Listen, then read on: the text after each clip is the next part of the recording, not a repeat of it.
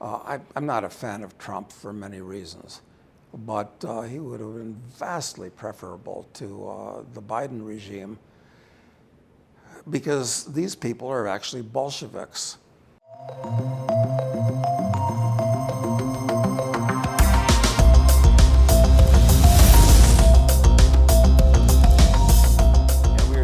Sold-out Nomad Capitalist Live by the original international man, the author of Crisis Investing and so many other books, Doug Casey. Glad to be with you. Thanks, Andrew. It's a pleasure to be here. You had one of the best speeches. People were loving it, and you were talking about speculating. You were talking about opportunities today. My first question is, where do you see the world heading in a broad sense? I think we're on the cusp of what I call the Greater Depression. And a depression is a period of time when most people's standard of living drops significantly. And right now, we're in the eye of the storm. The government has printed up, well, not just the US government, but all the world's governments, printed up trillions and trillions of dollars of currency units. And it's given people an artificial sense of prosperity. If we deposited $10,000 in everybody's bank account tonight, they'd wake up and think they were a lot richer tomorrow. Well, they wouldn't be, but they would go out and start buying stuff and that would create a business cycle, giving all kinds of false signals to the economy. So I think we're at the cusp of something actually that's going to be the biggest disaster that we've seen since the Industrial Revolution. Not that that was a disaster, that was one of the best things that's ever happened in all of history. But these are very, very dangerous times. And this is just the lull before the storm. Right now, as we speak, we're in Indian summer, as it were. So it's been over 4 decades since you wrote International Man, certainly influenced a lot of the things that organizations like Nomad Capitalist talk about. How is it more relevant? I imagine it is more relevant. How is it more relevant in these times today than it was back in the late 70s and 80s? Well, it goes without saying the world has changed immensely since then. I mean, from a personal freedom point of view, I used to travel sometimes on my World Service Authority document issued to me by a guy who became a friend of mine, Gary Davis, who renounced his citizenship in Paris in 1946. He was a bomber pilot during the war. And I was able to use it successfully in a lot of countries. And more interestingly was when I used it unsuccessfully and was turned away and taken to back offices to be interrogated. Anyway, forget about that. That documents like that are of little use except as conversation pieces, because the world has become much more strictly regulated, and all passports today are government property that are all hooked up by computer systems so they know where you are and what you're doing everywhere, as you're well aware. So personal freedom is increasingly being flushed down the toilet. And people ask me, well, why is that? And it's because everybody believes in democracy. And all these legislatures that meet, what do? They pass laws. And what do laws do? They tell you what you must do and must not do.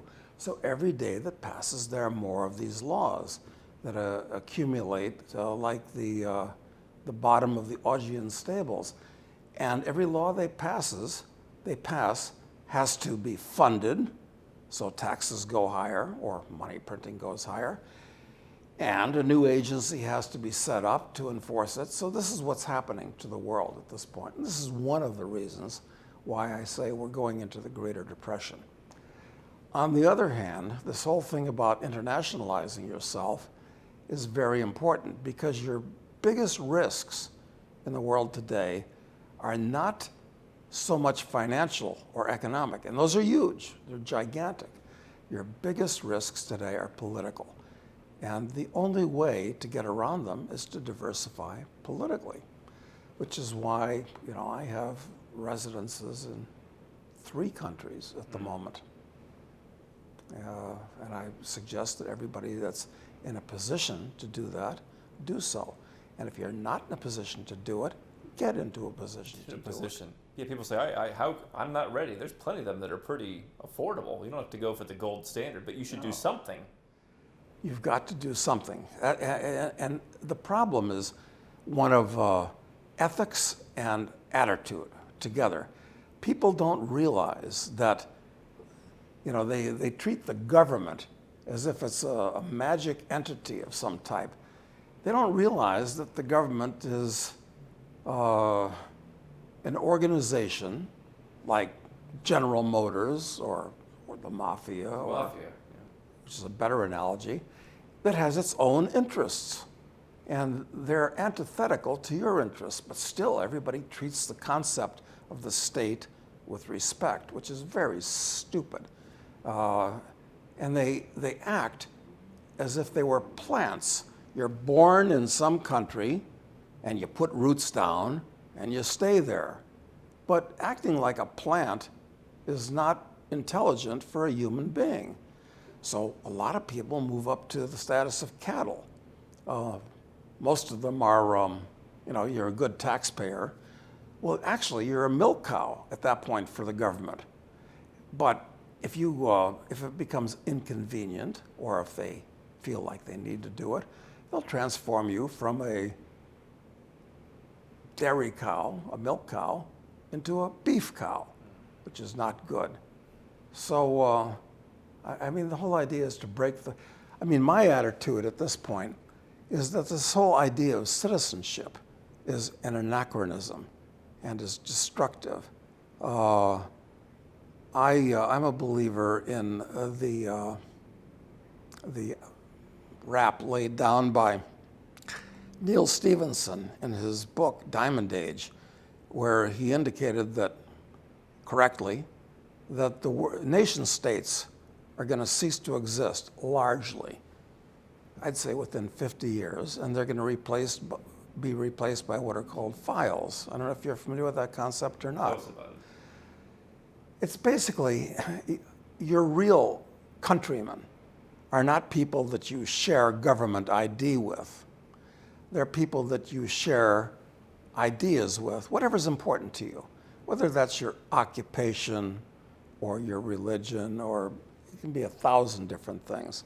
In my case, any file, my most important file, as in phylum, way of organizing things in biology, for instance, is philosophy and attitude towards life.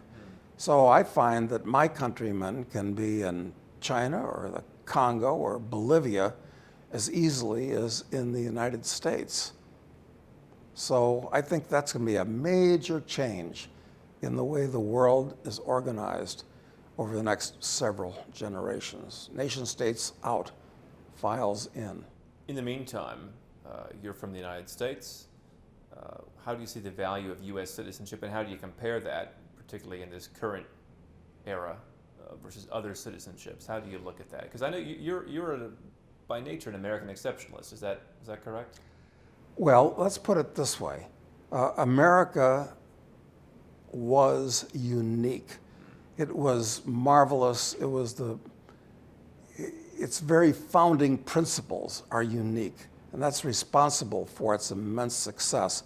But unfortunately, America is just an idea, and it's been replaced by the United States, which is just one of another 200 nation states that have spread over the whole world like a skin disease.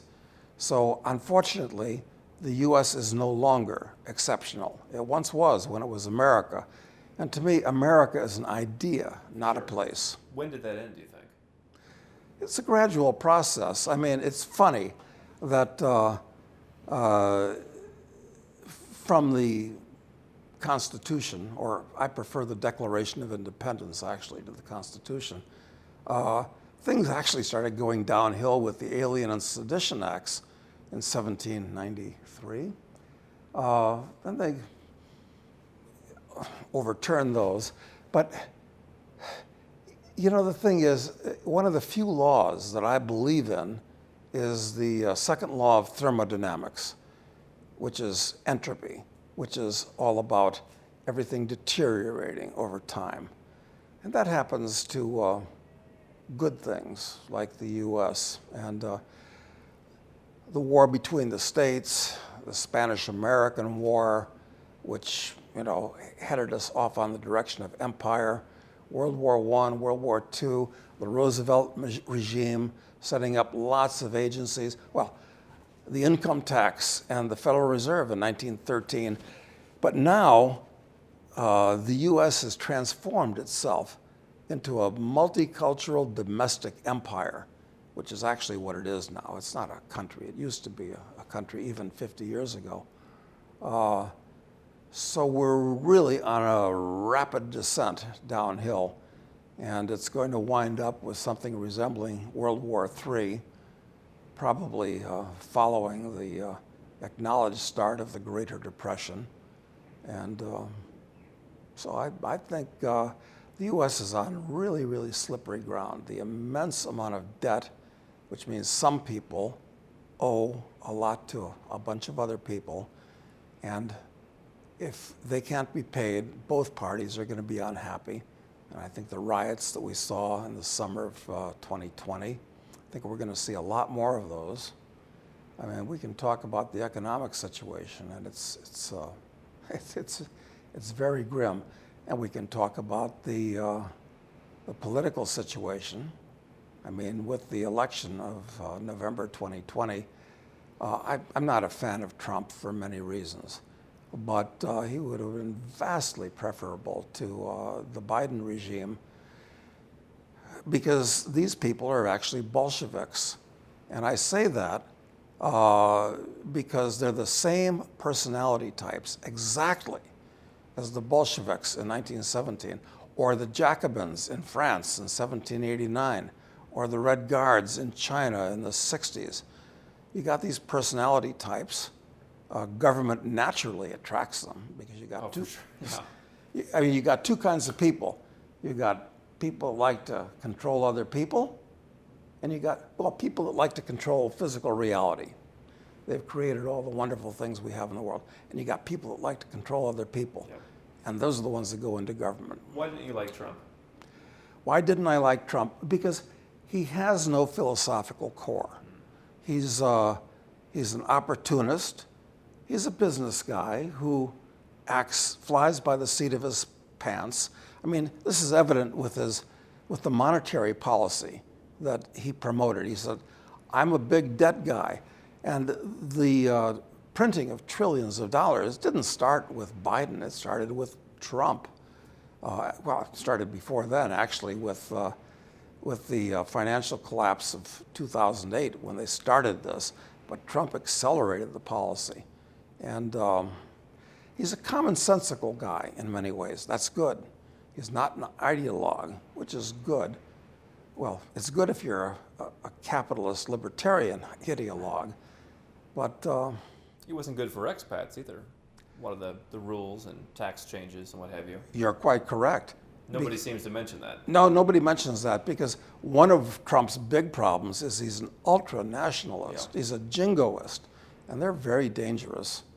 My impression that said, I don't want to wait for the next shoe to drop is, if this is what people want, and I agree with you on a lot of the capitalist stuff, criticizing your people who want to live somewhere else doesn't seem like a very palatable thing to have. No, it means that you're being treated like a government possession. Or, that's If you don't come back and build the empire, as you said, yeah. we're going to turn against you or make Exactly. your life difficult.